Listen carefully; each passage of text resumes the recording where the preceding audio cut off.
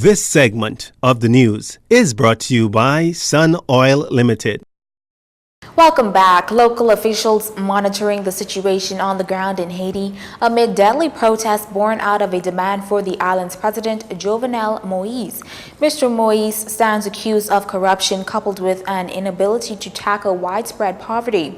The continued violence has prompted the U.S. to order all its non-emergency personnel and their family members to leave. This while the Canadian embassy has temporarily closed. Foreign Affairs Minister Darren Henfield telling our news team that they're being guided by the Bahamas' representative on the ground. Marjorie Julian is our lead person who works along with Ambassador Williams. And right now we're watching and monitoring and having discussions about what we need to do in Haiti. We're also communicating very, very closely with Bahamas Air. And at the end of the day, we will determine and put out a statement indicating what will happen.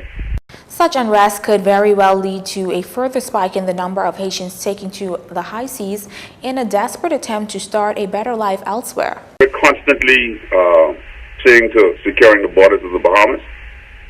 It's a vast maritime domain which we have to police. There's over 100,000 square miles of sea to cover. And so, you know, that's a constant for us. That's a constant for us. So I'm sure the Minister of National Security is watching very closely and monitoring what's going on as well. As for talks with the Haitian government, the minister says there's not been much progress due to that country's constant unrest.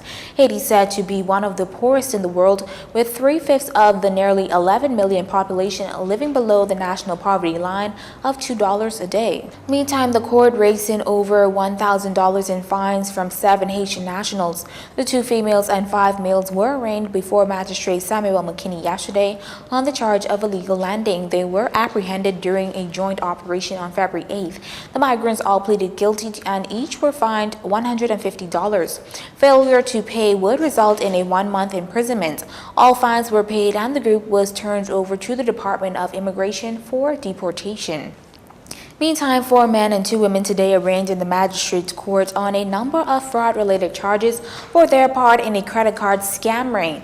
Appearing before Magistrate Kara Turnquest DeVoe this afternoon were 21-year-olds Desario Saunders and Thyronique Wilson, 30-year-old Robert Frazier Jr., 25-year-olds Reynaldo Thompson and Georgina Roll, and 26-year-old Alfredo Richards, who all pleaded guilty to 1 count of conspiracy to commit fraud by false pretenses.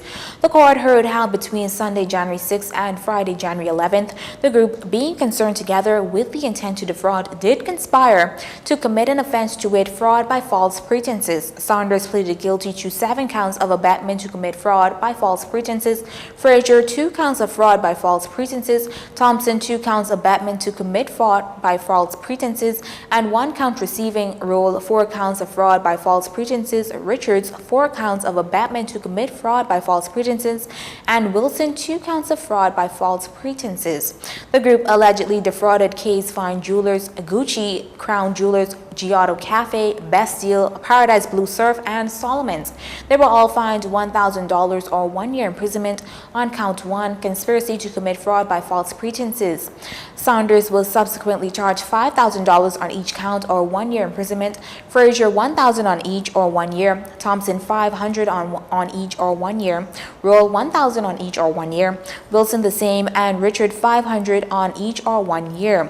The sentences are to run concurrently. The magistrate also ordered the group to compensate the complainant $1,856.83 each to be paid by April or an additional year.